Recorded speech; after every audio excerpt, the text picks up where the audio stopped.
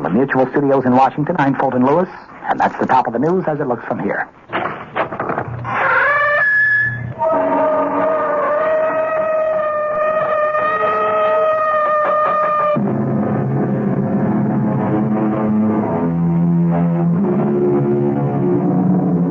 Come in. Welcome. I am E.G. Marshall. Welcome to the sound of suspense, to the fear you can hear. For the next 52 minutes, I'll be your companion on a journey to a place in the past. It used to be that only the mystics believed you could go back, relive your life. But didn't so eminent a scientist as Albert Einstein say that the past, the present, and the future are all intermingled somehow? Then why should we question a gentleman named Spencer Chadwick, who is asking a very vital question? Inspector, do you believe a person can do it again? Do what again? Go back. Where? To that point in his life where it went wrong. It turned sour. And correct it.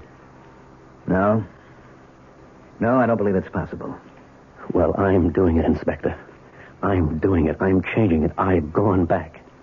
Inspector, I've gone back.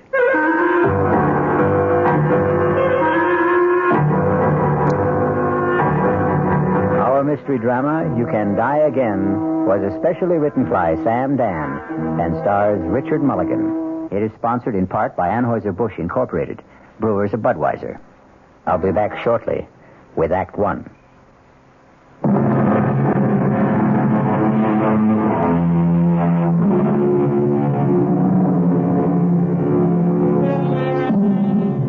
This evening, we're concerned with bright young men. That is, those who began as bright young men, like Spencer Chadwick. Bright young Spencer Chadwick married his boss's daughter, but that was 23 years ago. And today, young Spencer has arrived at comfortable middle age. This morning, he will pick up his phone and dial the private number of a highly placed friend.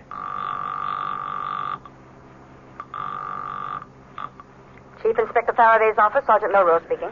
Sergeant, this is Spencer Chadwick. Oh, good morning, Mr. Chadwick. Connect you right away. Spence, I hope you're not calling to cancel our golf date. No, Martin. I'm calling to tell you I murdered my wife. I won't believe it, Spence. I can't believe it. Marty, look at her. She's dead. I see she's dead, but I won't believe you killed her. She's been stabbed, Inspector. Yes, Sergeant, yes. And that's the knife, Marty. Now, Spencer... You'll surely find my fingerprints on it.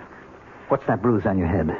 We had a fight. She hit me with the candlestick. Inspector, a glass door here leads to a terrace. It's been broken. Spence, an intruder, a thief. Did he slug you and kill Margaret? No, I killed Margaret. But that broken door... She tried to get away. I dragged her back into the room. Whose place is this? Mine. I didn't know you had an apartment downtown. I've been staying with a girl. Spence, you're talking to me, your closest friend, Marty Faraday. Excuse me, Inspector. Shall I start the routine? Yes, of course, Sergeant. Are you going to arrest me, Marty? I have to. I'm ready to go now. But I'm not ready to go. Look, I can't believe what you're telling me. I can't even believe you were cheating on Margaret. How can I believe you killed her? You've been a policeman for 25 years, Marty. Do you still have illusions, faith, ideals? If I do, it was because of people like you and Margaret. I'm sorry, Marty. Look, Spence, is this the way it happened? You were having an affair. Margaret found out about it. She came here, confronted you. One thing led to another, and you killed her. Now, is that the story? Yes, yeah, that's it. Well, where's the girl? I suppose she's dead, too. You suppose? Yes, we can say she's dead. Well, how did she die? I killed her. What? When? Oh, a long time ago. A long time? Spencer, you're not making any sense. How could you have killed her a long time ago if Margaret confronted the two of you here today? I don't know. I don't know. Now, just arrest me, and don't ask me any more questions. I have to ask, Spence. I can't accept what you're telling me. Now, think. How could you have killed her a long time ago? Or did she kill me? Spence, please, tell me what happened. It doesn't matter. Look, I want to help you, Spence. I'm your friend. You know that. You won't believe me. Try me. Just try me. It's even hard for me to believe it. But it's true. Spence, sit down, will you? Will you just sit down and try to pull things together? Tell me what happened. What happened? started one morning. It was 3 months ago. I came downstairs. Margaret was at the breakfast table. Morning, darling. Coffee? Thanks. Yes. Any mail, Margaret? Nothing worth delaying breakfast. Card from my brother. Where is he now? He had to put in for repairs at Pago Pago. That's Pengo. When is he coming home? Oh, next year, maybe. Or the year after, when he gets bored or tired or needs money or decides to get a new girlfriend or another boat. And he's 38 years old. And he'll never get anywhere. Don't say that. It seems to me he goes everywhere. Oh, his life and yours, darling? A study in opposites. You were born poor and you wound up rich. He was born rich, wound up poor. Dinner tonight with the Satterfields. What for? What for? Oh, my God. I practiced for almost 5 minutes before you came down, tossing off what I just said in an offhand, casual way. Dinner with the Satterfields. This is the coup of the century. A dinner party at the home of Senator Satterfield. Ask me how I did it. Why do we want to have dinner with Senator Satterfield? Spence, you asked me to arrange for the invitation. I disagree completely with the man's principles. Oh, we understand all that, but you're the one who decided to give politics a whirl. When did I decide to do that? Well, they say the sign of a really solid marriage is if the wife can accept jokes at breakfast. Shall I remind you of that Chinese or Indian saying that you've been spouting lately? A man spends his first 20 years living for himself, his next 20 living for his family, and his next 20 living for his country. It was you who decided. Dinner's at 7:30, black tie. So be home early, Spence? You're not listening. Darling. Why are you looking at me like that? Is there something wrong? Who are you? What did you say? I said, who are you? Tell me. Spencer. What are you doing here? Now, look, darling, if this is Oh, no.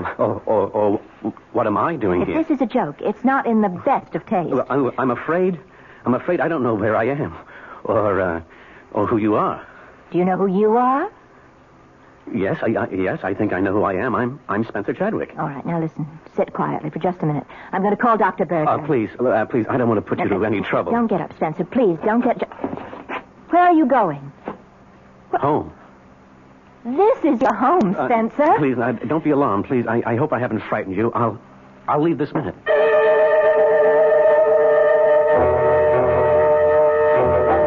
You mean that after 23 years of marriage, you look at your wife one morning and you don't know who she is? Yes, Martin. All right. You walked out of the house. Now, where did you go?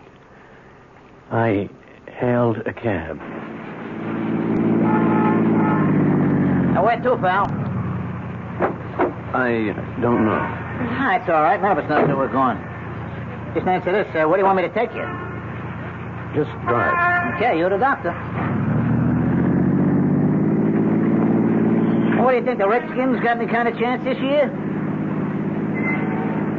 All right, let's try politics. You think Satterfield's going to run again?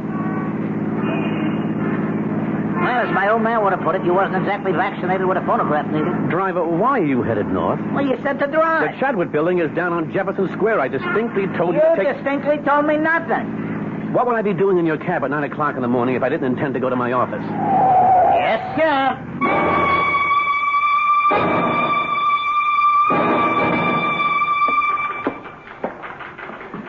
Good morning, Ruth. Oh, good morning, Mr. Chadwick. There's a Dr. Berger sitting in your office. Dr. Berger? Yes, Dr. Berger. Come in here, Spence. I don't have all day. Well, come in and shut the door. May I remind you that this is my office? 15 minutes ago, I received a call from Margaret. Margaret? Is she all right? About you. Me? I thought it important enough for me to stop off here on my way downtown. Hold out your wrist. Wait, why did Margaret call you? She told me about that little episode. What? What little episode? You don't remember saying certain things? Paul, please, what is this all about? Pulse seems to be a little fast. What am I supposed to have said to Margaret? I want you to report to the hospital right now. You can't just walk into my office and tell me to report to the hospital. Who says I can't? But what's the matter with me? I don't know. That's why I'm putting you into the hospital. What did Margaret tell you? That you didn't know who she was. Well, how could I not know who she was? Have you had moments when you didn't know people, or you didn't know where you were, or what you were doing there? Well, certainly not. Now, level with me, Spencer. Listen, those things, they happen sometimes to everybody. How often do they happen to you? Well, The incident with Margaret, was it the only one? Well, Spencer, I'll see you at the hospital in 30 minutes.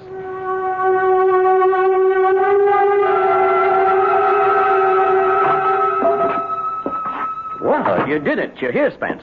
of course I'm here. I won't keep you an hour longer than necessary. Probably get you out by the end of the day. Paul, you do what's necessary. That's a good attitude. Most of you high-powered business types are so self-important. you Don't start to lecture me. I'm here. I agree I need some help. Now what's holding us up? I am. I'm talking to you when I should be arranging for tests. Now, you just relax. Listen to some music, read, take a nap. I'll see you.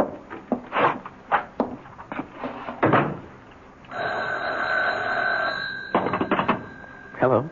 Spencer? Peggy? Is everything all right, Spence? Peggy, where are you? I'm at the apartment. Where else would I be? Tell me, are you all right? Oh, yes. Oh, yes. I'm certainly all right now. Oh, Peggy, I almost lost you. How could you lose me? It could happen. How? Dr. Berger, he could make it happen.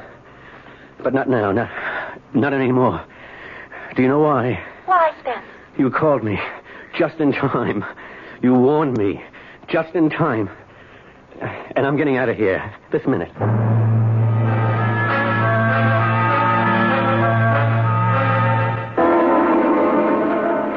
Mr. Chadwick. Yes, Ruth?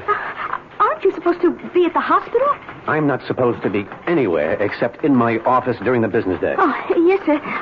This Dr. Berger, he's been calling just about every 5 minutes. And your wife.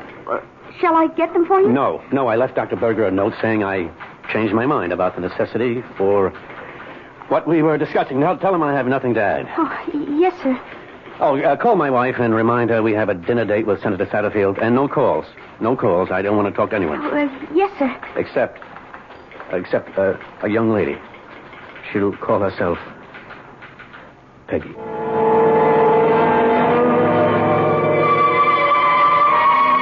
Well, for 23 years, you hum the same tune, and then, suddenly, one morning, you hear the music of a different drummer. A drummer named Peggy. Or is she a piper named Peggy, who will have to be paid? We shall return shortly with Act 2.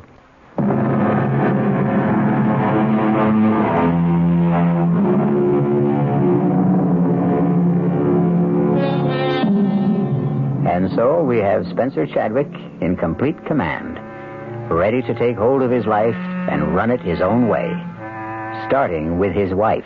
Spencer? Is that you? There's no problem. It's not even 7:15. I can be dressed and ready to leave in 20 minutes. Spencer, there is a problem. You made Dr. Berger look like a fool today. You read my note. It explained everything. You made yourself look like a fool. You admitted to the hospital, and less than an hour later, you sneaked out. I did not sneak out. I got dressed, went to the desk, and said, I'm leaving. Send me the bill. But, Spence, you're not well. I've never felt better. You should be in the hospital. Margaret, please stop running my life. What did you say just now, Spence? I'm sure you heard me. I wasn't aware that I was running your life. Spencer, would you be good enough to explain? Can you show me how? You did say this thing was black tie? Spencer, I'm entitled to an explanation of that remark. Margaret, if you can't understand what I'm saying, how can I explain it?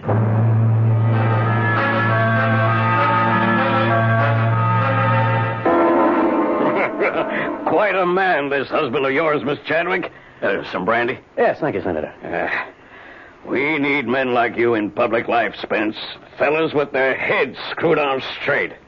You know, I have an opportunity to recommend a man for a presidential advisory commission on... I don't think I'd be interested, Senator. I like your style, Chadwick. You play hard to get, but you do it convincingly. The public eats that up. No, Senator, it's not a pose. You see, sir, it seems to me that I've spent all my life working for other people. Serving others is the most richly rewarding profession a man can follow. That's if he happens to be a selfless person. But I never saw myself as a manufacturer of farm equipment. I wanted to study languages, the basic structures of human communication. An admirable calling. Margaret and I were going to leave for Tibet on our honeymoon, but my father-in-law became seriously ill. Somebody had to look after his affairs till he could get on his feet again. That was 23 years ago. He never did get back on his feet, and I never did get out of his office.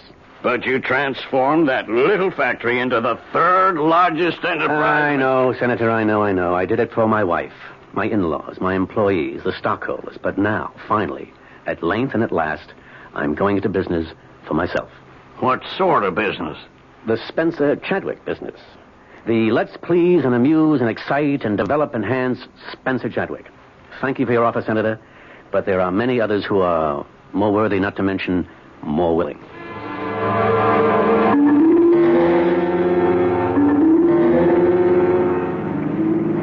Spencer, when did you decide you were no longer interested in public service? Oh, it's been building for a while. We'll have to talk. Oh, about what? About what? I don't know if this is a pose or... Margaret, I'm sure I can explain. Now, let's drop in somewhere for a nightcap. No, let's get home. Now, do you remember what you said to me this morning? No. You insist you don't recall our little scene at breakfast? No, I'm very sorry. You looked at me this morning, and you said, "Who are you?" You said it with sincerity and conviction. You meant it. Look, I may have been... You may have been what? Daydreaming. No, it was not daydreaming. It was wishful thinking. Oh, Margaret, what are you saying? Spencer, you're having an affair. What? Please don't deny it. But I'm not. It fits in with what Dr. Berger told me. About what? When you say to me, "Who are you?" it means you no longer want to know me. You're trying to wish me out of your life. Oh, Margaret, I can tell you... Now listen, Spencer, don't try to insult my intelligence or yours. And then, what just happened at Senator Satterfield's? What just happened? Well, suddenly you're no longer interested in public service. Why? If you heard me talking to him, you'd know that finally I want to do things for me. But he as much as offered you a post that you dreamed about. A sensitive post. And you could become an important man nationally. You've spoken about it a dozen times. Margaret, I no longer care about it. Well, of course not. Because you become controversial. Make enemies. And then they try to get something on you. And now that you're having an affair, you're vulnerable to scandal. But I am not having... Oh, don't lie to me. That just makes it worse.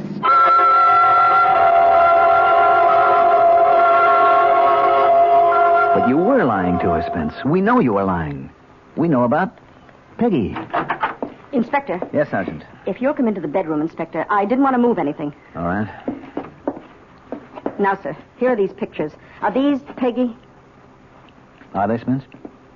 Yes. Well, sir, if you look at the hairstyle, that went out 25 years ago. I'm no expert, but these don't look like pictures that were taken recently. Now, the clothes in the closet, skirts, blouses, dresses, are these Peggy's? Are they, Spence? Yes. The styles are about 25 years old. Now, here's a label in a skirt. It's a Lydia Carter. She was a designer who was fashionable 30 years ago. Well, Spence, tell us. I can't. Why can't you? I don't think I know how. Never mind how it sounds. Just tell it. Martin, did you ever think you could somehow get a second chance? To do what? To live your life over. To answer your question, no.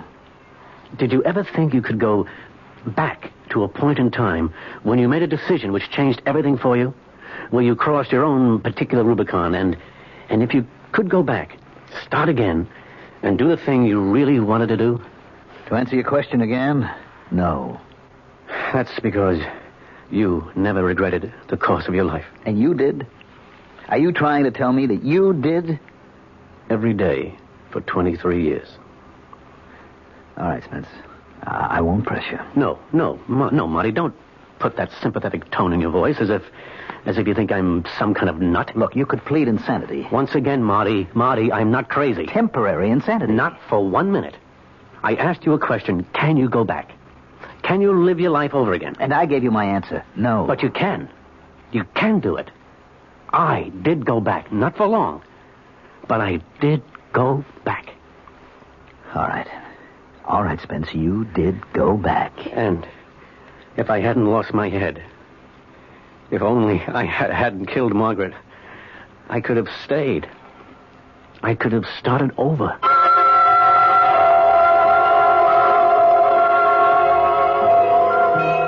Peggy, want to go to a movie? No. I missed the news broadcast. Anything happening? They think a war just started. Oh, come on, Peggy. Come on. There aren't going to be any more wars. Everybody knows that. People may be crazy, but they're not insane. Where? I think the man said Korea. Someplace like that. But maybe I didn't hear it right.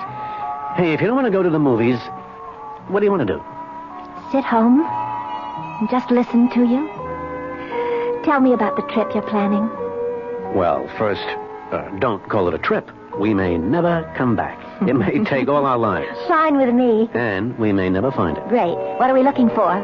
The origin of language. For instance, we say brother in English. German, Dutch, Scandinavian, so on, say a form of bruder. Same basic word. Latin, Greek, frater. The BR becomes FR. Russian, obrat. The differences are all in pronunciation. Okay. How did this one language spread so far and wide to cover so many different kinds of people? Arbeit. How? That's what I want to find out. And we will travel and study and research, and one day, maybe... Maybe what? This Indo-European language, it's only one of 30 language families. At one time, was there one single language, the mother of all? Was there? I don't know. One day, I hope to find out. You sure you wouldn't mind scrounging around Europe and Asia? Oh, I've been to Europe and Asia. Ah, but not with a backpack. Not with a sleeping bag. I'm going to love it.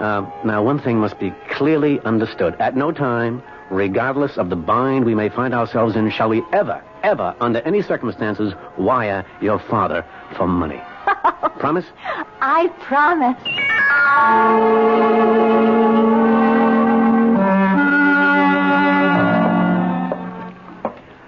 Hello, Margaret. Where have you been, Spencer? Oh, excuse me. I hope that doesn't sound shrewish. Well, no, it doesn't. Or as if I'm trying to run your life. Please, Margaret, cut it out. The reason I ask is because I had prepared dinner. I know. Didn't you get my message? Yes, I did. I got it at 8. Meanwhile, at 7, the Millers, the Brownsteins, and the Gladwells arrived. No, the Gladwells were here at 6:30. But why? You had asked me to invite them to dinner. And these are your friends, Spencer. I'm sorry, Margaret. I'm sorry. Yes. Well, if they were people I like, I would have been humiliated. This way, I was merely embarrassed. Well, I got through the evening. Somehow. Spencer, tell me. Who is she? Margaret, believe me, there is no... I start with the premise that it's my fault. Somewhere I must have failed you. I've gone wrong. But I don't know where, and I don't know how. Tell me, Spence. Tell me. Margaret, please, Margaret. Please, Margaret, what? Oh, Spencer, I've been happy. You've been happy. Our marriage, it's been the envy of so many of our friends. Oh, darling, has it been a lie? Have we been living a lie all these years? Do you want the answer? I demand an answer. The answer is yes, it's been a lie. Who is she, Spence? Who is she?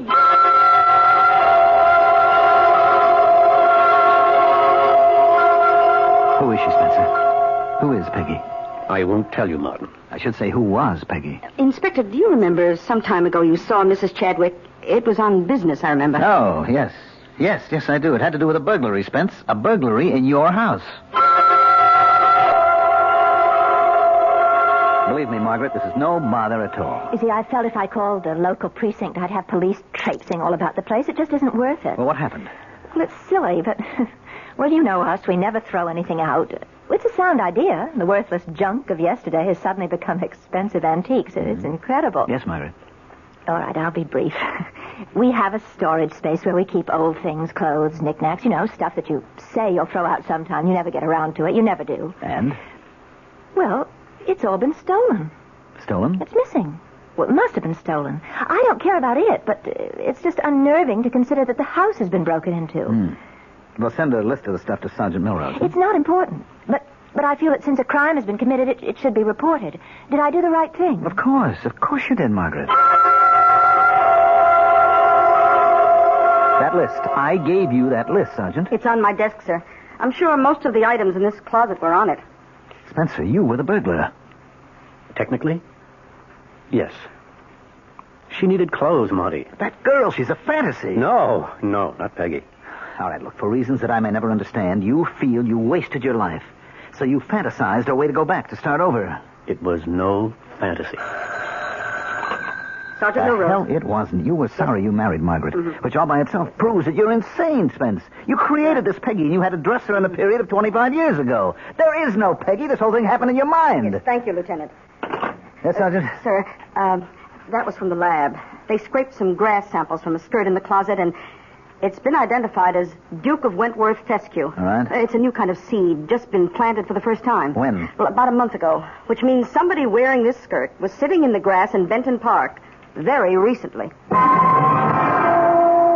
You figure if a man's been married for 23 years, he may have a tendency to fantasize a bit. But Spencer Chadwick has created more than an illusion. He has brought forth flesh and blood, particularly blood. We'll be back shortly with Act 3.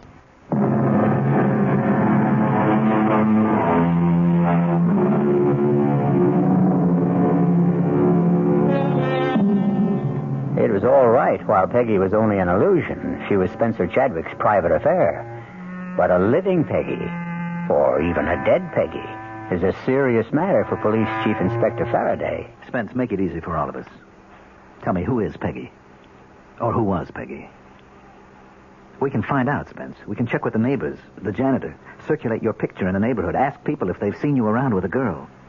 You'll never find her. Don't say that. It's virtually impossible for a person to disappear without a trace. I still say you'll never find her. Damn it, Spence, I can't get used to it. You and Margaret, and then you and this Peggy. How could you live with both of them? Didn't things get rough at home? Yes.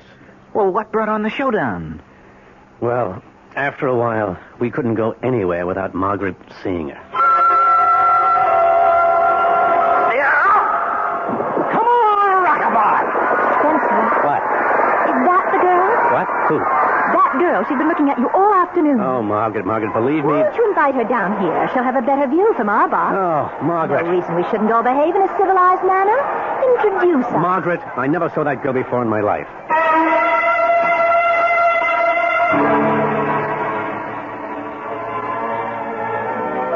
Margaret, you're staring. Not me. That girl's been staring at you all evening. Margaret, believe me. Wherever we'd go, there'd be no peace. She always suspected somebody. Last week, it even happened when we were playing golf with you and Henrietta. You're up, Margaret. I'd use a 3-wood on this hole, Margaret. All right. Oh, too bad. Well, you go up there and show me how, Marty. You rushed the shot. You lifted your head. I really don't care about golf. You made the date with Marty and Henrietta. Well, we simply can't drop out of circulation. Spencer, that girl in the foursome behind us. Margaret, she's not the one. Spencer, where were you? I had a meeting. Oh, well, we progressed. Used to be you didn't know, you couldn't remember. And now at least you're courteous enough to lie to me. You've been drinking, Margaret? Yes, that's true. I have been drinking. Margaret, it's not good for you. Oh, I don't know. Let's consider that. Drinking is not good for me. I won't fight that. However, what you are doing, that's good for me, Although I must say you're treating me nicer these days. You started off by asking, who are you? As if you didn't know me, and now at least you don't ask. The phone rang today, and I answered it, and the line was dead. What's going to happen, Spence? I intend to go away with her. Well, finally, you've admitted it. You are having an affair. Yes. Who's the woman? Who? Yes, who? I'm not sure you'd want to know. I have a right to know. Well, perhaps you do. Who is she, Spencer? She's you. Me? Yes, Margaret. The girl is you. What kind of nonsense? No, that's not quite right. She isn't you. Then what were you trying to say? She was you. She isn't Margaret Chadwick. She was Peggy Wainwright. Spencer, don't look at me like that. I'm scared. Do you want me to prove it to you? Come with me. Come with me right now. This is what Dr. Berbick was concerned about. Spence, it's no disgrace to have a breakdown. It's no shame to need psychiatric help. No. We're past all that, Margaret. Come with me. I want you to meet Peggy. Come with me. No, Spencer. You come with me. You come with me to Dr. Berger. You know, Margaret, people like you have one answer. Whenever you're up against something you don't understand, you have one answer. Whenever you're faced with something that's beyond your experience, you have one answer: see a doctor. That solves everything. That takes care of everybody. And it never occurs to you that yours might just possibly be the wrong answer. Now, why are you so sure of yourself, Margaret? Why are you so sure that I'm the one who's wrong? Come with me, Margaret. I want you to meet Peggy. Or are you afraid?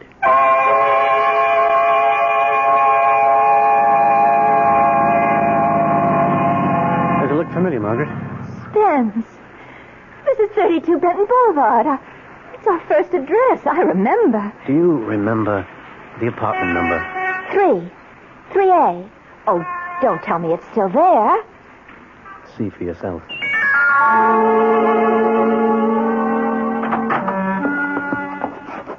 Spence. How did you... Our first table. And this bronze candlestick, our very first wedding present from my brother. These clothes. My clothes. How did they get there? They're here because they're Peggy's clothes.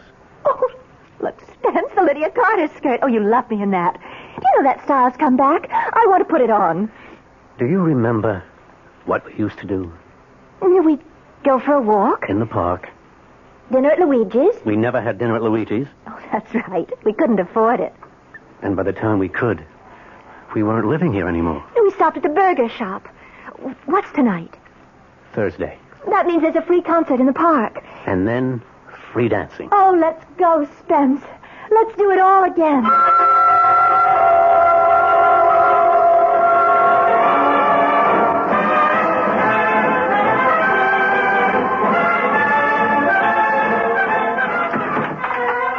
I never realized how much fun we had in those days. They were great days, Peggy. Peggy. I always liked Peggy better. Somewhere along the line, you stopped calling me Peggy. When exactly did you stop calling me Peggy? When you became Margaret. I always wondered about that. How did I become Margaret? Why? Take a look around. See, Peggy? All the bags, the trunk. We're packed for the trip. The trip? The trip to Tibet. Oh, yes. We were all set to go. Yes. You remember? Yes. As a matter of fact, you were a little bit sick from the shots, remember? Remember? Yes. And then the telephone rang. The phone? Yes, the phone rang. It was my mother. Yes, it was your mother. I remember. Answer the phone.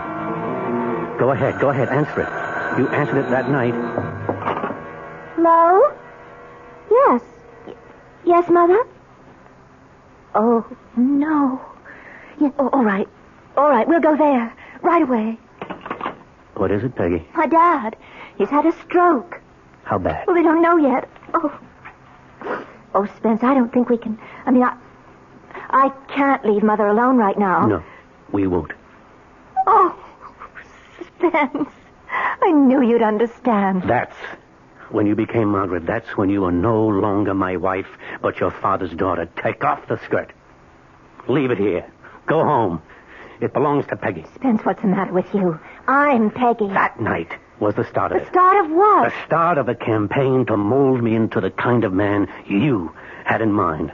The man who would enjoy the kind of existence you always had and always wanted. Safe, comfortable, secure. All you were asked to do was to help my father, who was deathly ill. Who else could have done it? My brother? It was supposed to just be a temporary arrangement. But it suited you, Spence. It suited you. I started making the kind of money your folks never dreamed of. I built an empire. I never wanted it. You wanted it. You wanted it so badly you stopped being Peggy. You went somewhere else. You became lost. But not me. I'm not lost. I found my way back. And when I got there, I found Peggy again. Now, take off that skirt and give it back to Peggy. Spencer, I listened to you. Now you listen to me. I've been listening to you for 23 years. And now we've come to the end. The bags are packed, and it's not too late. We're leaving for Tibet. Peggy and me. Peggy? Peggy? Yes, Spencer, darling. Spence, get this straight. I'm Peggy. Don't listen to her, Spence. She was always out to destroy you. She almost did till you came back to me. I'm Peggy. The only Peggy you have. She's lying. She's trying to stop you. We are going to Tibet. Fat chance. You'll take that appointment from Satterfield. That refusal was just a ploy. You know it. He knows it. Shut up, Margaret. Shut her up, Spencer. Shut her up. I didn't destroy you. You destroyed me. You have to kill her, Spence. Go ahead. Live with this fantasy of yours, this Peggy who rewrites history. She's all yours. I want my skirt. Take off that skirt. It's mine. It's all I want from you for 23 years of marriage. Don't let her out of here. She'll tell everybody about us. They'll put you away, Spence. Get away from that door. No. Spence, keep away from me. You won't get out that way. Spence, I warn you. I'll hit you with this. Now, you asked for it. You asked for it. Use a knife, Spence. Use a knife.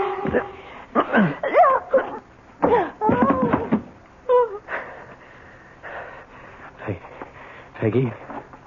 Peggy? Where are you? Peggy?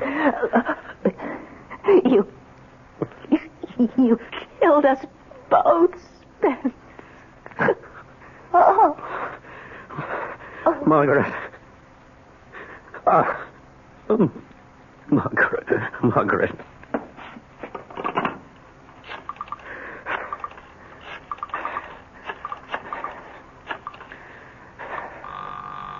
Chief Inspector Faraday's office, Neuro speaking. Sergeant, this is Spencer Chadwick. I just murdered my wife.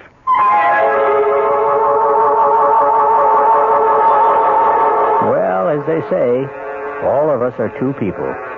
One is the person we think we are, and the other is the person we really are.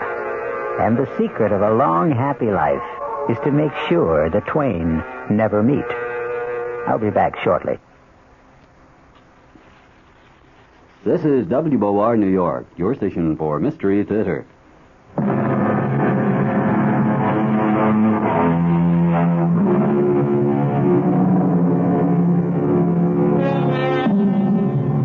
Well, the jury's still out. Oh, not on Spencer Chadwick. With him, it was open and shut. But on the basic idea, can you go back? Can you do it again? Well, to end on a non-controversial note, here is something everybody can do again. Tune in again for more suspense and excitement. Our cast included Richard Mulligan, Mandel Kramer, Marion Seldes, Bryna Rayburn, and Gil Mack. The entire production was under the direction of Himan Brown. Now, a preview of our next tale. You know what I'm going to do, Laurie? I am going to turn this car right around and head back to the city. Oh, no, George. Please don't. What's that? We all fall You hear something down. like singing? Ring a ring of roses. Let me open the window. A pocket full It's a woman posies. singing that old A two. nursery rhyme. A two. We all fall down. But what's that snapping Ring sound? a It ring sounds of roses. like a piece of leather. It sounds like a whip. Full of posies. George, what are you doing? I'm getting out. Two. No, don't leave me, George. I'm coming with you. We all Wait. Okay, but stay close to me. Radio Mystery Theater was sponsored in part by the Kellogg Company, makers of Kellogg's Special K cereal. This is E.G. Marshall inviting you to return to our Mystery Theater for another adventure in the macabre. Until next time, pleasant dreams.